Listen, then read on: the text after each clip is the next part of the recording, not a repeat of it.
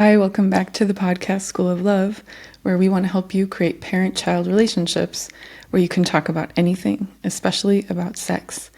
In this episode, Andrew and I are talking about rites of passage. So if you don't know what that is, please listen to this because we'll explain it. And Andrew shares about his own personal rite of passage that he gave to his son. And we also talk about, there are so many different kinds of rites of passages, but this one is really marking this time of adolescence and why it is so valuable to mark that time. So without further delay, please listen to this, enjoy it, have fun, and let's think about how can we mark the rite of passage for our kids and celebrate. Hi, welcome back to the podcast School of Love. Today, we're talking about rites of passage with Mr. Love, Andrew. With Mr. Right. Hey. Mr. Love. Or yes. Mr. Passage. I don't know. It depends on the day. Okay, we'll just go right into it. What is a rite of passage for those who are wondering what this is all about? I got a lot of wires here, so I'm just trying to figure this out. So I don't know. My definition would just be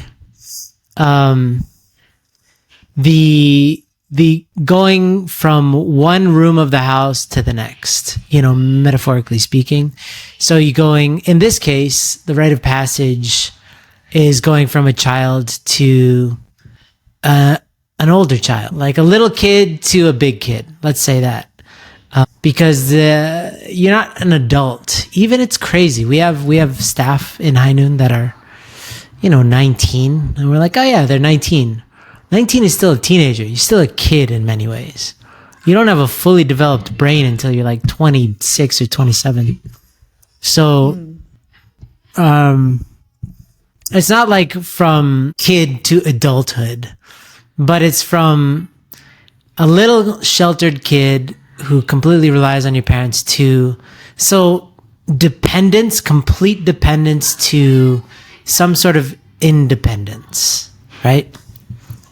That's a good way of a formal acknowledgement that you're not fully dependent on me anymore as a parent. That's a good way of saying rite of passage. Right. Yeah, because there are we're focusing, like you said, on this rite of passage kind of. It's around where puberty starts generally. You're slowly transitioning into becoming an adult, but you're not yet an adult.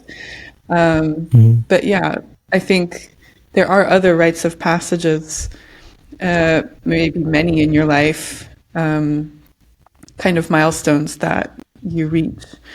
Like becoming a parent. But we're focusing on these little kids who become bigger kids, like you said. Yeah, sorry, that's a very correct thing. I think life is filled with a consortium of different rites of passages. Like when you get a new job, there's like getting the job. That's a rite of passage into the world of that job.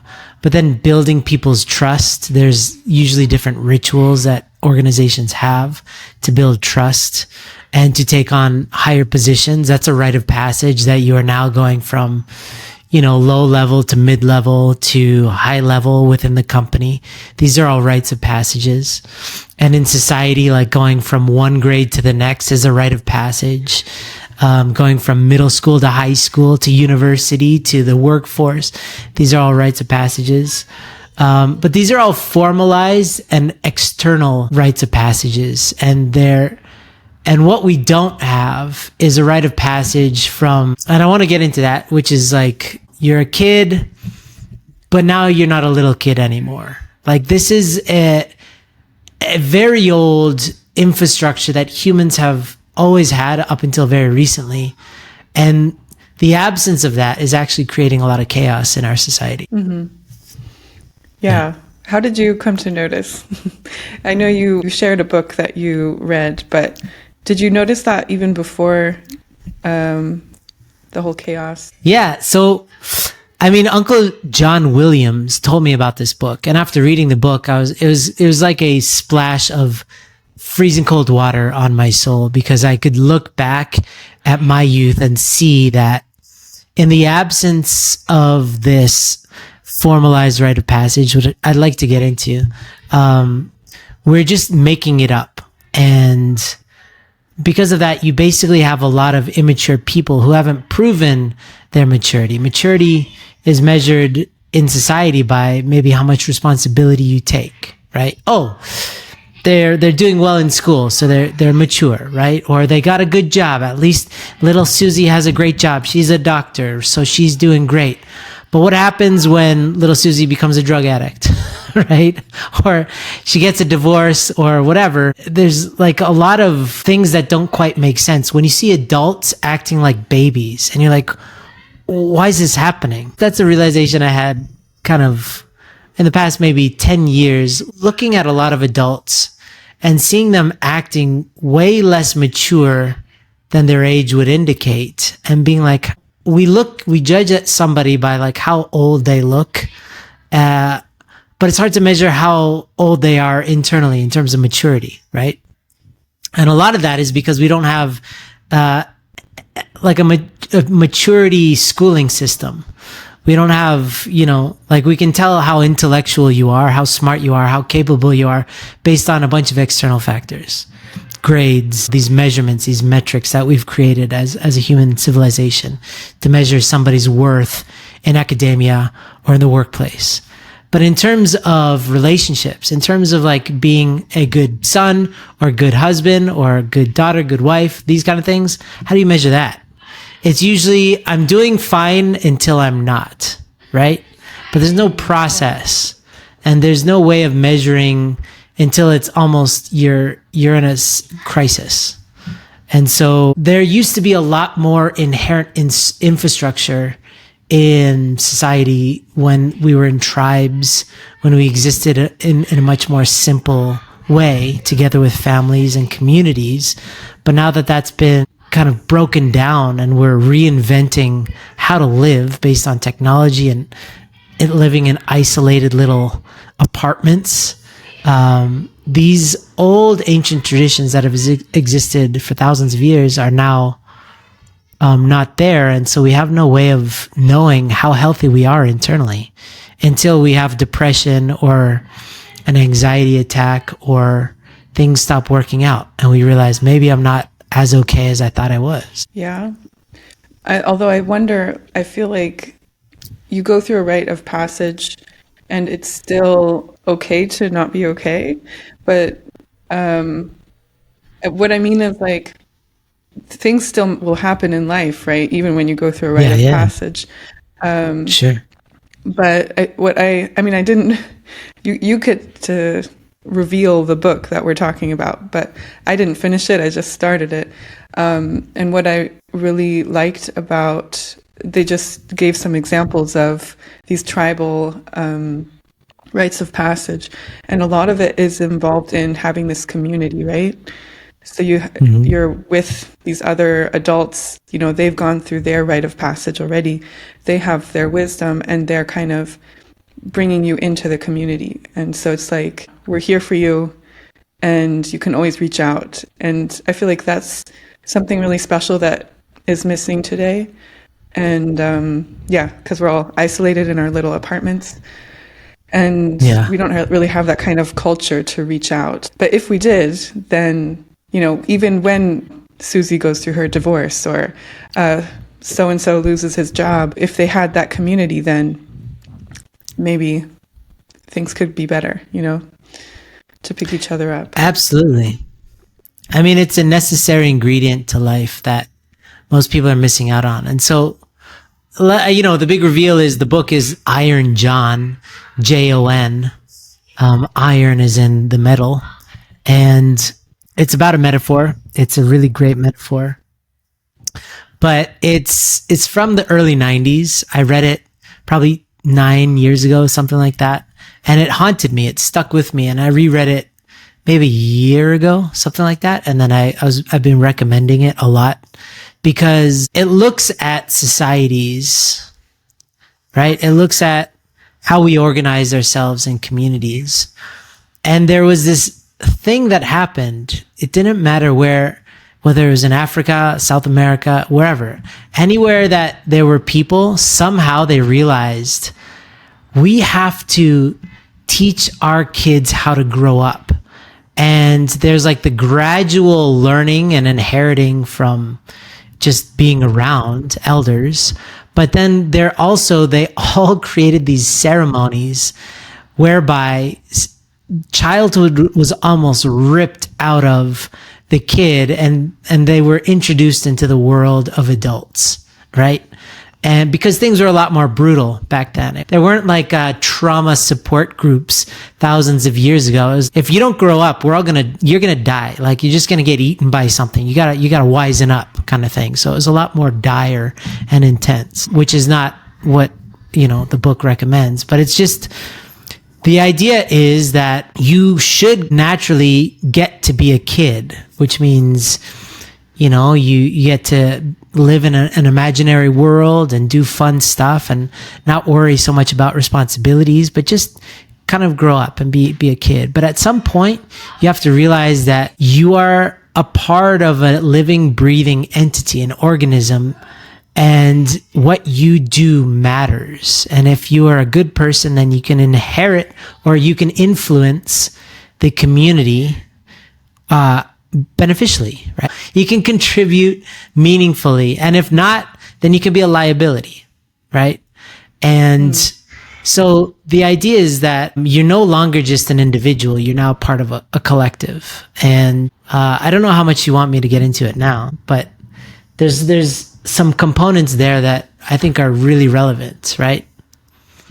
I don't know if you want to if you just want to let me ramble on, or whether you want to interject or something. let's get into it. I mean, I'm curious, maybe we can talk about afterwards, maybe, because I wanted to ask, like, what do you think was your rite of passage in your life? Like, what happened? It was probably not marked in a tribe like Iron John, but there must have been something, right? But yeah, talk about what you wanted to talk about. Well, so here's the essential part, is that boys, again, it's crazy. This is just like a deep human need. It's a part of the fabric of humanity, because they would all design their own rites of passages, respectively.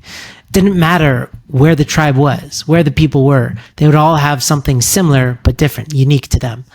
And for the boys, it would always be that they'd be taken away by the elder men, and they would do something challenging and scary and be shown that life is fragile, but also they'd be supported by the men as well. So sometimes the men would inflict pain upon the boys. Like they would, there's this one where the elder man would tell a scary story, and at the end of the story, he would hit the boys in the mouth so they'd lose a tooth. So they would never forget that moment that they became a man, right? Not recommending that as a strategy. Sometimes, I'm sure everybody's heard of vision quests, where you'd be sent out into the wild and you'd have to survive. The Spartans had their own traditions whereby they would like send their boys out into the wild and have to fend for themselves and then come back after they've survived, which is very brutal, right? Because those are brutal times. The idea is that elder men would allow you the respect to know that your life is fragile, but then to also, on the backside of that, let you know that they're in this with you. So you could die, but we're also here to protect you. So know that you have to be responsible for your own life now. You're not a little kid anymore, but you're not living alone. You're living with us now, us men. So it's scary, but it's also beautiful, because the boys can feel the fragility of life, but also know that they don't have to fend for themselves. This doesn't exist in our society anymore. Now, elder men do not help young boys ease into teenagerhood, right? To answer your question, my rite of passage was to do all the stupidest stuff, because that's exactly the point when my parents were too afraid to talk to me about anything. So I figured it all out by myself. How did I prove that I was a big boy? I'd start drinking. I started dating, started doing all the things that all my other friends were, who were also kind of parentless in that respect. So it's exactly like Lord of the Flies. I use that example a lot in High Noon Talks, because without parents guiding or that kind of elder support of wisdom, then kids would just make up their own society. And that's what high school is largely. It's just kids making up the rules. It's like prison. There's like prison rules in schools. There's bullies, there's the cool guy, there's the nerds. All this is just, they made it up in the absence of really good parenting that can teach you how to negotiate awkward moments and stuff like that. So you're just trying to survive in high school. And without somebody to help you process these awkward feelings and your hormones and all these things that are popping up in high school, then you just do what your friends do and you just try to fit in. And that's your rite of passage. But it's a mess. It's a real mess. And that's why, teenagers are more lost than anything. All statistics indicate that teenagers are more at risk of depression, suicide, anxiety than ever before.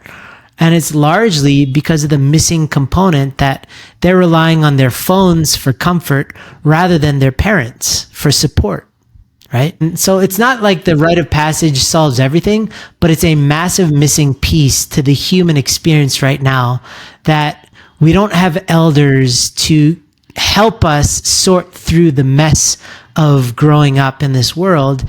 And so we have to figure it out by ourselves and with the help of our friends who also don't know what they're talking about, right? So like a 14-year-old teaching a 13-year-old how to be tough is like, it's a joke, right? But that's what we do. You look up to the kids who are a great elder and they're like, they're so cool. They know everything. It's like, they're children too. They don't know what they're doing either, Yeah. Yeah. And also I think I'm also wondering, like, if we have our kids go through this rite of passage around 12-ish, maybe 13. I'm just thinking back on my experience, because I think my rite of passage, like really feeling like I'm an adult, I'm not a kid anymore, was literally when I first got blessed at 18. I think I was a child till then. Because yeah, I mean, of course, little things did happen where I did feel a little bit more responsible, earning money, getting my first job. But yeah, I think we're often just floating through life kind of without so much intention during those teenage years. And if there were some really marked point in my life where I went through this passage feeling like, okay, yeah, my life is up to me now. I'm an adult, I'm becoming an adult, but I have maybe this, I can rely on my parents, or I have this woman's circle that I totally trust. I think, I just wonder if I could have made those years so much more intentional. Absolutely. Because it's actually it could be such a great time in life where you design so much of yourself, but we don't really get that chance. I don't know, because we're floating through screens or scrolling. Back then I didn't have an iPhone or a cell phone. So I don't know, I was just reading books, random fantasies, and lost a lot of time just being in a school system. Yeah. Yeah. And, religious organizations usually have some sort of rite of passage, right? There's baptisms, which in the Baptist church, I believe you have to be baptized as an adult. So it has to be your choice. You're choosing Christ. I know that like in Mexican culture, there's like quinceañeras, something like that. It's like for girls. I just know that there's a lot of dress stores that are specifically for that party. But the Jewish faith has bar mitzvahs and bat mitzvahs. And then, the Amish. Do the Amish have this wild, I saw a documentary about it. It's wild. When the kids in the Amish faith turn 18, I think, they have a full year where they're allowed to do anything they want, even in the presence of their parents or even in the home. They can do drugs, they can have sex, they can do anything. But at the end of the year, they have to make the decision. Are you with us and you're going to live this life, be an Amish person, or are you going to leave? And that's wild because that's an 18-year-old. And so the documentary, obviously documentaries aren't a fair assessment. It's like a glimpse, and they focus on some more extreme people who got into methamphetamines and like some crazy stuff. But that's not exactly it. I think religions often miss the mark because they have to really appease like, look at our faith. We have so many different cultures to appease. Like the difference between like a Nigerian culture and a Korean culture and a Bolivian culture. They couldn't be more different, right? So it's hard to create. We have Ilshim, for instance, but you'd notice that Ilshim actually looks very different from one place to the next. And right now, it's funny because Ilshim has largely been stripped of like confronting content. It's been washed down quite a bit to where it's just like teaching a little bit about true parents and then you get a certificate. But it's not about talking about like really gritty stuff because that's just kind of where I think our movement is at. So I don't necessarily believe that religion is ever supposed to replace the parents in that respect, right? Like it's not even supposed to.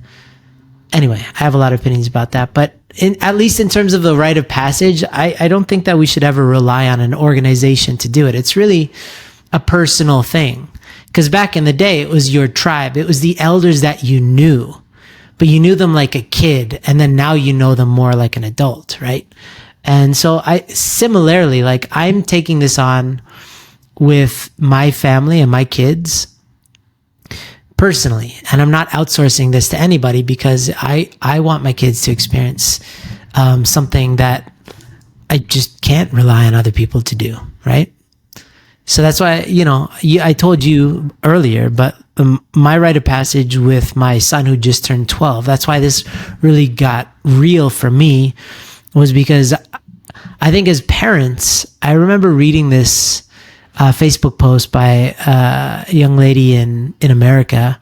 And she was talking about when you become a parent, nobody talks about the mourning that you experience, not like mourning as in day, but like the sadness of kind of your baby going from a baby to a toddler, or your toddler going from that to like a little kid, and they become teenagers and all this. It's quite sad actually, because you think about them when they were just a little speck, when they were just like a newborn child, and like now they're this big, complicated being, and it's quite sad. And so I noticed that sadness in me, and part of a rite of passage is for the catharsis for the parent.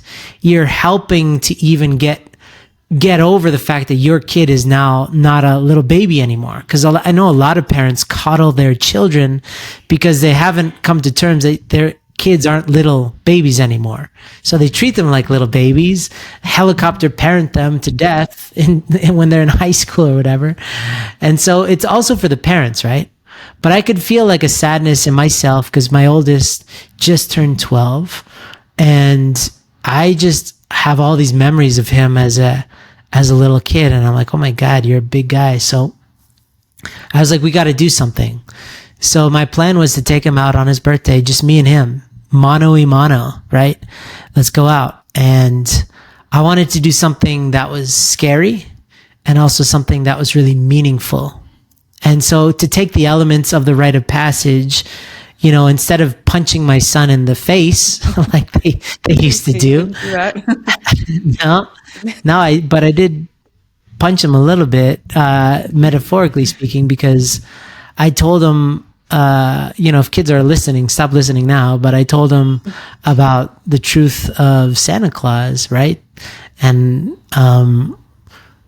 I cried more than him, but he cried a little bit. But it was like, again, this is just me. I would not recommend this to other parents, but like I could see that it was something that I wanted deep down inside for him to believe forever, but also I wanted him to graduate from that. His friends had even earlier told him that Santa didn't exist, and he was like, he just chose to believe. He told me that.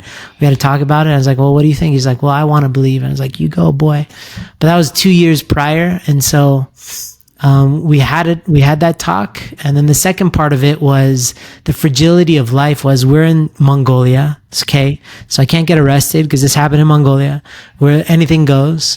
I took him out to an open field and I let him drive the car by himself. We have a minivan out here and there's nothing to crash into, but I wanted him to know because he loves cars, but you could kill people. You could kill yourself very easily with cars. So I wanted him to experience that rush of being able to have the power to drive a car, which can take you very far, but it can also be super dangerous, right? And so it was kind of like a metaphorical experience for us. And I know it's cemented in my heart and his heart forever that this was the year that you experienced a quantum leap from like a little boy to a big boy, based on, because we've already had a lot of talks about sex. If we didn't, then it would definitely include more talks about sex. I did bring up how he feels about girls and has he noticed that he stares at them a little bit longer? Like, have you noticed that magic that girls can have? And he's like, no, I don't. What do you mean? I was like, okay, we'll get there. When you start feeling that, let's talk about that because you'll notice your eyes linger a little bit longer when you start to see, hey, wait, there's something about girls. But we talked a little bit about that, but we already have a foundation of kind of talking about sex because of my job, right? But it was just a special moment. And so it was really beautiful. And then we spent some time not saying anything, just feeling, just feeling. We went to a store. I let him get any candy he wanted, which I never do, just for pure joy. But yeah, I think having those moments, that's the other thing is like to have one moment is great. And he will remember that. I will always remember that. But it should be just one blip on many such moments as much as possible. We have to have continual rites of passages, a continuum. But these big ones around that age, 12, 13, that's when they've always happened. And it's right around when their bodies are changing. Really important that you start opening up about adult things to help them ease into that world instead of forcing them to learn by themselves. Yeah, I really enjoyed hearing your creation of this rite of passage for your son. And I remember you said like it's going to be different for all your kids, right? Because they're so individual. I've been thinking what I want to do for my kids. I have my two oldest are daughters. And that's also one thing about rites of passage. I feel like it is kind of coming into your, gender, into your sex. And because, I read something once that up until puberty, boys and girls, they're like physically, their like athletic level is also not so different, Sure. And they're more or less the same height. But then puberty hits and then girls start becoming very womanly and boys, they become strong and even more athletic. Not to say girls aren't athletic, but in a different way, right? And Sure. I feel like, of course, you can do a whole family rite of passage, but I think that's also really valuable to really link with like mothers and daughters and fathers and sons. And so that's why I was thinking, okay, what do I want for my daughter? Reading a little bit about tribal or just what exists out there, a lot of those rites of passages exist around the time of periods when a girl gets her first period, and making it a celebration. And I really like that. I know for me, it wasn't really that time because my period hit and I was just like, what is happening? Because I wasn't prepared. And so I think, if we also prepare our kids, that's really valuable. Like, don't leave them alone for those times. Because it's terrifying because it means that their bodies are able to produce more people, but their hearts and their minds and their spirits are totally not ready. So it's this weird time to be like, you have this crazy superpower, but you need to understand it and yield it or wield it in a healthy way. Otherwise, it can destroy. It can give life or it can destroy life. Yeah. Yeah, exactly. But I really like this combination you mentioned, like intimidating, but really heartfelt. And yeah, this transition into responsibility for my child, but also with this feeling of mentorship, like I'm here for you, you can ask me anything. Of course, I want them to have that already, but yeah, like this kind of, in a feminine way, what you described, life is fragile, but yeah, we're here to support each other. Yeah, I don't know what it will look like yet, but maybe some sort of trip, a day trip, or even overnight. And I was looking for what is the female counterpart for Iron John, the book that you read, and so I listened to the book Women Who Run with the Wolves by Clarissa Pinkola Estes. So honestly speaking, they don't talk so much about rites of passage, but she talks about how every woman has a wolf inside of her. And this is like your animal self, the untamed part of woman, because wolves kind of represent, but like we have dogs who are breeded, but then we have wolves who are wild and untamed. They haven't been spoiled by civilized culture. And yeah, she was saying how that women are pushed into culture or civilizations, and just usually this wolf is suppressed. And it's like, yeah, like our wings are clipped, or we've just kind of been tamed, and we need to find that wolf and let it out. So, yeah, I could really relate to this description a lot. And I was thinking, like, if I want to really have a whole experience with my daughters, having a rite of passage, I want them to experience the wolf inside of them, which means maybe getting a bit wild, like showing them it's okay to be wild, find that passion or this wildness in you and let it out. Yeah, so we'll see how that will look. Yeah, it's cool. I mean, that's the whole thing, is that it's a thoughtful moment of time where you really consider them and where you go out on a limb to show that you are there for them. So a lot of parents don't make time to really be with their kids.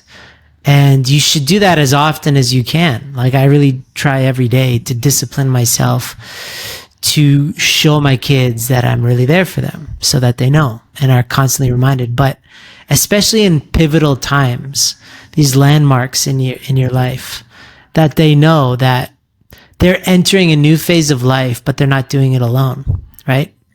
And it will look very different for boys and for girls. I remember the first ever kind of next generation Top Gun was in 2015, and it was 120 people or something like that from around the world that did Top Gun in Korea in the summer of 2015. And the very last night, so you had people from all over the world, like it was really diverse and a lot of different ages. The last night that we were all together, we did brothers night and sisters night, right? And so we were given carte blanche to do whatever we wanted. The guys, because there were a lot of lectures the whole time and blah, blah, blah. We had this energy. The men slowly, so we started playing games that involved wrestling and then arm wrestling. And then eventually shirts got taken off. And then we devolved. In the course of about 3 to 4 hours, we devolved into these Cro-Magnons, like these crazy, unevolved guys that were chanting and in circles. We were going in circles, just grunting and screaming. And like, that's what we needed to do. Nobody was directing any of this stuff. It was just, that's what our energy was. We had to do that. And then we smelt so bad because the girls had to come back downstairs at some point so we could close. And they're like, what is that smell? And it was like, we were sweating. We were just having the time of our life. And they were like, what did you do, sisters, with your time? They said that they gave themselves facials and cried for 4 hours. They were all just crying the whole time.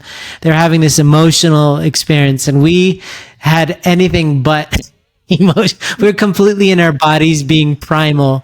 And it was such a, obviously it wasn't 100%. There were some guys that were kind of like, wanted to do work or wanted to do other, but the vast majority of the energy was very different, right? So for sure, that needs to be factored in as the individual, but also men and women.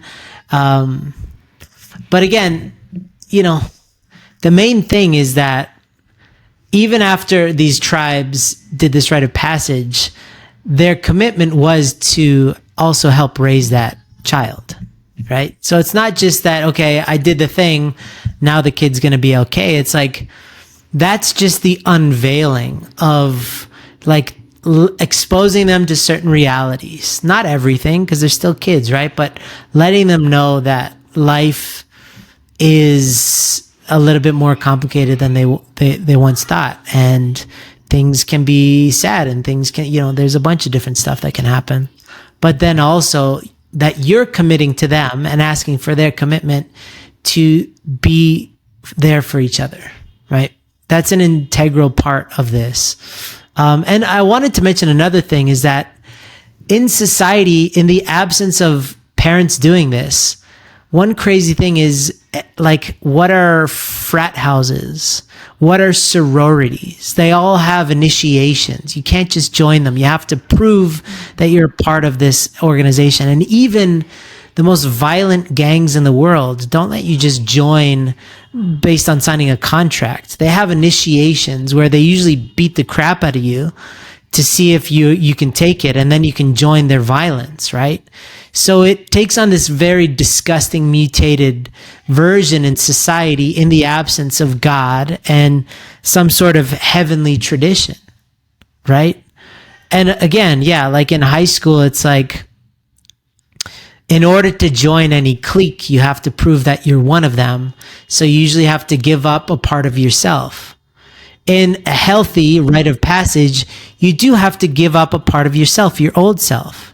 You have to stop being a little kid, coddled, protected fully, and you have to inherit something a little bit more intense. That's the process. But you'll see that in the void that's created by that not existing in its original form or in a healthy form, you will have rites of passages that you give up a part of your good self in order to join a tribe of people that you don't necessarily agree with, right? Okay, in order to fit in at work, I have to pretend like I'm not religious or like I don't have certain opinions, right? In order to hang out with my religion, I also have to shut up and not complain or whatever, right? It goes both ways. But it's not healthy. In order to be fully expressed and healthy, and we're talking about in terms of sexuality, in terms of that, you have to kind of graduate from being immature and ignorant to having your eyes opened to something truthful, but also you need to join a community as well, right? And that's kind of what High Noon is doing, is like our rite of passage when you join a High Noon group is we ask you to reveal who you are. The first questions that we ask are like about, when did you start watching porn? Like for the people who join our Ascend program, it's for porn recovery. So, okay. When were you first exposed, and tell me about your relationship? Divulging that information is a form of a rite of passage. It's letting go of your shadows to welcome the light. Very similar, right? So there's always going to be like a heavenly way, which brings you closer to God, like a rite of passage that brings you closer to God and to something sustainable. And then there's the majority of ways in which you give up a part of your soul in order to fit into something that's not true. Yeah. Right. Yeah. Yeah. Be it like trying to fit into the goth kids, or back in the day, there were some fights, some vicious fights I saw in the school hallways over which Backstreet Boy was the best one. And like, you know, it's all stupid stuff, but that's what will always, it's not that that's bad. It's just when that becomes your way to fit into the world, then that's obviously not going to take you closer to being yourself. You're giving up a part of yourself to pretend like that stuff really matters. It doesn't. Your God becomes, you know, Taylor Swift or whomever. Yeah, whatever. Yeah. Yeah. So I love this idea of really taking hold, rites of passage as a parent, or just making some honest heavenly way versus just letting the corrupt way take over. I feel like there's kind of this culture, I don't know if it's really seen this way, but of, giving your child a cell phone as a rite of passage in some way. Yeah, I mean, absolutely. It's somehow seen that way. Like, it's just, I just see this trend, especially in Germany, because there is a school transition from the grades 4th to 5th. And then, you know, in the 5th grade, you're suddenly in a school up until 12th or even 13th grade. So you're with people that are almost adults, kind of. And, and it's, the sad thing is, I mean, maybe it's okay to give your child a phone, but I've just noticed that often kids are left alone with the phone, you know, without this kind of mentorship and support. And so it's like they're being connected to just so many overwhelming things and input without being able to deal with it. It's crazy. Yeah, it's crazy. You're giving, so I just spoke to a bunch of parents in Bolivia. It was the last stop on our world tour, and Uncle Dave wanted me to make some new slides, so I made some new slides, and it just helped me. One image in particular made everything so clear, because with the help of AI, I can make the pictures really clear. First one was a picture of a little boy who's probably looks like he was 7 or so, who is right at the precipice of entering a jungle. And he was cute and innocent. And I just asked them, because I was in Latin America, they actually have jungles in some of those places. It's like, would you let your kid walk into a jungle by themselves? And they were all like, no way. And so I just asked for some examples. Why? And because it's dangerous, they would get lost, etc., etc. Yeah, great point. And then I took the exact same kid and made the jungle a digital jungle with Twitter, with, you know, TikTok, with all this. Like, that was the jungle. I said, now would you let your kid enter this jungle by themselves? And they got the metaphor immediately, and they were like, oof. It's kind of like, oh, yeah, that makes sense. Crap, I wish I didn't do that, right? And so the idea that the rite of passage, oh, my son or my daughter, all their friends have cell phones. I don't want their friends to think that they're weirdos. I got to get them a cell. That's not smart. If that's your motivation, you're giving your kid this thing that can connect them to the very best and the very worst that humanity has to offer.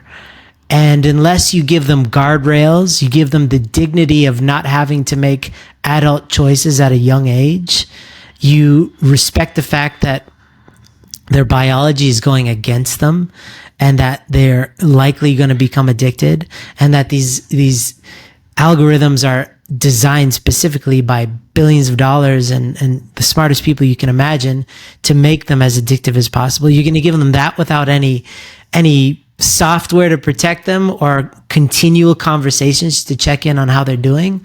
That's exactly a perfect rite of passage. If you are going to give them a phone, to help them understand what this phone can do. This can make them millions and millions of dollars. I just was talking to a dad out here. His son is 8 or 9, and he makes $3,000 a month off of tutoring 100 people in English. He's Mongolian, this kid. And he runs everything by himself. He has all the systems and he runs all the programs. It's unbelievable. So that kid is using technology to make a very nice salary for a 9-year-old kid, right? But most people use it to avoid life and to numb their pain. And so it's actually vindictive, in my opinion, to give a kid a gun or a knife or firecrackers or a cell phone and just say, good luck, figure it out. It's not right. It's not right. And it's not a judgment, I guess, if you have done it. I'm sorry. But I would just say it's very neglectful given all of the facts and all the data that we have that just shows that that's not healthy and it's too much for the kids. But kids should know technology. Like my kids are taking AI classes. They have a tutor. They're very much on the forefront, but they never have any devices by themselves, and it's never by accident. It's always a very specific reason, a specific time, doing specific things together with other people so that we can do this together. But anyway, yeah, I think that's a perfect opportunity for a rite of passage. Like your first cell phone, make a big deal out of it. Help them really understand how to win at the game of having a cell phone. Yeah, I really agree. And another kind of, it's a little bit of a different topic, but I thought it's worth mentioning because I think a lot of the times one other rite of passage that parents have done is the talk. Yeah. And this was also kind of a big package of information given at an awkward age and then also left alone with the child, if you even experienced a talk. And yeah, just to clarify, School of Love does not promote that. Because what I think that was kind of confused with this rite of passage. And it's like that doesn't have to be it. Of course, you can also mention sexuality and like you said, so what have you noticed now? To your son, have you noticed anything different? Or just show some support.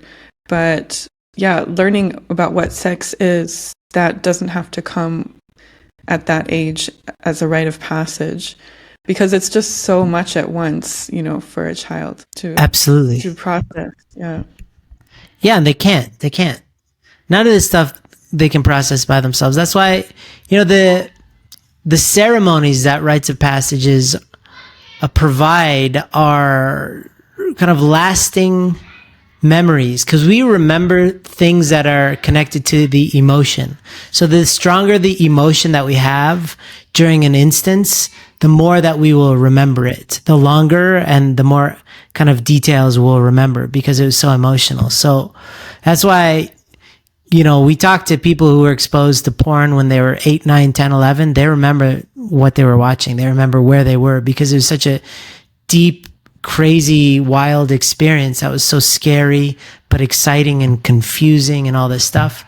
And so the purpose of having a ceremony is not that that's the end, right? Like a birthday. A birthday is meant to be a celebration, but that's not supposed to be like the end of when you talk to each other or the end of that person's life. It's just a memory where you're stopping and you're acknowledging another year of life has come and gone. Another one is on its way. And the same with a rite of passage. It's to commemorate a moment in time and to have an emotional experience so that, you can both, ideally, parent and child, remember that moment as kind of a moment in time. But then after that, there's still a lot of work to be done. That's just the beginning in many ways of like, okay, now you're entering this phase of life. How can we do this together? Right? That's the fun part, is the work, is like, it's the challenging part. But hey, guess what? your body is now going to start changing. You're going to experience a lot of wild emotions, right? We're going to talk about it. We'll sort through it. We'll figure it out. Let's do this together. Because guess what? Every day that you are changing, I have to learn to adapt and change myself. So we're going to have to do this together because I don't know what to do. So I'll figure it out together with you. We'll figure out a way to make this work. Let's be on each other's team, right? That's a far more productive way of like, okay, you're going through puberty. Good luck. Peace. See you at your wedding. Oh God. Right? That's most people. Like if they get the talk, the parents don't really acknowledge anything until, like in our church, is until they ask them to get matched or blessed. They don't check up on them throughout high school to see how they're doing. A lot of parents don't even want to know. We've talked to them and they're like, it's too much. I don't want to know. It's like, you don't want to know what your kids are going through. You're just going to let them like be on a raft floating in the sea by themselves. Go out there, go out there. They're your responsibility, but it's scary for sure. But that's where the parent will grow and the kid and grow together. Yeah. Yeah, that's the whole point, I guess, is just to go through these milestones together because it's a milestone for us as well as parents. Yes. Definitely helping us to grow a heart of grace, right? That's the whole point, to become like God, grow our hearts. Yeah. So it's beautiful. Have you seen this? Oh. Sorry. You go. Yeah, have you seen this movie, Captain Fantastic? Yeah. Yeah. Yeah, that he also created his own rite of passage for his son. I think that's how the film starts. He creates this moment where his son and him, or mainly his son, goes off hunting alone, and I think he has to catch like a deer with his bare hands and kill it, and then eat from the meat, the raw meat. Yeah, and anyway, it's a really interesting movie. Yeah. Just to. Sorry, I was just going to say that a lot of people interpret rites of passages to be very primal. I just saw there's like a camp where it's a rite of passage for little boys and girls to basically suffer. They make them do a bunch of physical challenges and they're away from their parents, so they get really uncomfortable, and that's the whole point. And I don't know, like I think there's a case to be made for that. I think, that the whole thing is that you think about your kids, because that could be traumatic for some kids, right? Like it was going on 20-mile runs and stuff like that, and just do it, and like the kind of Instagram fitness influencer rite of passage kind of thing. And whatever, I'm not here to judge. I just think that it's for you and your kids. You should really think about your kid and really think about what would help them to have the veil cast that they're not a kid anymore. And again, it doesn't mean like telling them everything. It doesn't mean about talking about the conflict between Palestine and Israel in great detail and like, what is your opinion on that now that you're an adult? Like, that's not it. It's just something meaningful to help them see life for what it's worth. Sex should be a big part of it, for sure. But yeah, factoring the nuance of that child. Yeah, get creative. Let us know if you have some creative ideas. Share them with us. Yeah. Yeah. In Germany, they have this, I don't think they really call it Ilshim, but it's like the purity ring ceremony. And that's when you go in front of your community and you make your pledge and you get the ring, which I think is nice for people. But yeah, it is, like you said, it's not as familial, and like this really deep emotional intensity could be missing. Yeah. And that's really great if we can create that in our own families.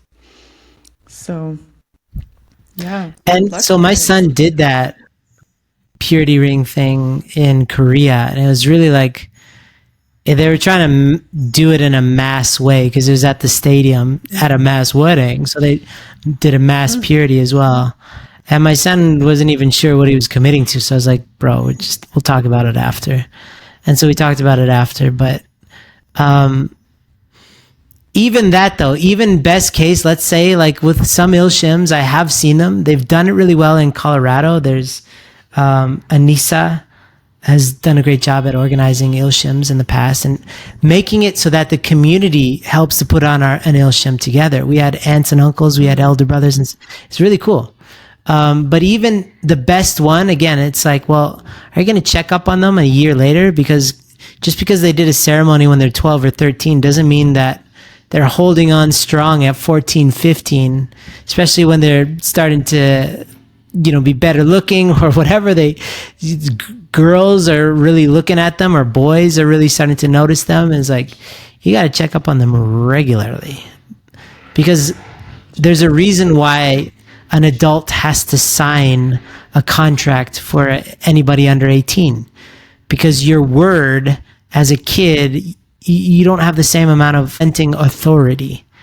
Like you can't sign a contract for an apartment because you don't even know what it means, right? I used to use that example as like a 13-year-old would sell their soul for a bag of M&Ms easily because they don't know the value of their soul. They're just kids, right? Right. That's why we don't let them do that. So if they're making a promise when they're 12, you have to check up on them regularly to make sure that they even understand what they signed up for and if they still agree with that, right? Yeah. We do that with contracts. Even phone companies, I don't know about in Europe, but in America, most phone companies have abandoned multi-year phone contracts because it's just like people just want like something shorter term, which means that you have to constantly re-sign with them. So how much more important is that to like a purity pledge? It's like to re-pledge constantly. Even a marriage, even the blessing, like you say yes once, but actually you have to say yes every single day. Otherwise you start to kind of say no in some weird form. You start to resist, you start to separate little by little. So yeah, same thing with purity. So sadly, this podcast got cut off. And we lost 10 minutes of Andrew's videos. So hopefully he can relay his wisdom to us in future podcasts. I just wanted to leave you with a few last thoughts to end this podcast. This rite of passage that we've been talking about is really marking also the spark of interest in sexuality. I mean, of course, it can start a little bit earlier because we're talking about around the time of adolescence. And yeah, it can become a bumpy ride after this time.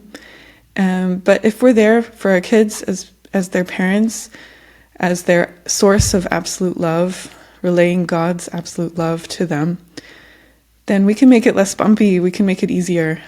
And so this idea of really marking this time, celebrating it with our kids is really valuable. And, so I'm still reading this book, as I might have mentioned in this podcast, called Iron John. And there was a quote that I just read, which is, when boys are not accepted by the older men, this is a wound in the chest. So I don't know how that feels for you, but I think all of us want to be accepted by our elders. And yeah, who really represents that? Of course, your parents. A boy wants to be accepted by his father, and a daughter by her mother. And so, yeah, I'm sure all of us might have some feelings still lingering of not being accepted. And so how beautiful is it when we really mark this ceremonial acceptance of, or welcoming of my child and his growth into adolescence, into manhood, and to become just having a closer relationship, So yeah, I'd love to hear your thoughts on that. Of course, how do we talk? How do we communicate? I'm thinking of making a place on our website for that. But yeah, of course, I need to only supply if there is a demand. So yeah, email me, amelia@schooloflove.org, or you can write to me on WhatsApp. And let me know, did you have a rite of passage? Or what do you wish for your kids for their rite of passage? I thought it'd be so cool if we could share different ideas. and yeah, let other parents get inspired. So thank you so much for listening. Sorry for the technical troubles. And yeah, looking forward to when this podcast comes out. By that time, my baby should be in this earth world. Right now, it's still in my tummy world, my womb, but I'm 40 weeks now, so should come out soon. Exciting, and lots of love to you all. Spread the word and stay connected through YouTube, Instagram, WhatsApp, Facebook, and our newsletter, which you can subscribe to on our website, schooloflove.org. Really hope to hear from you.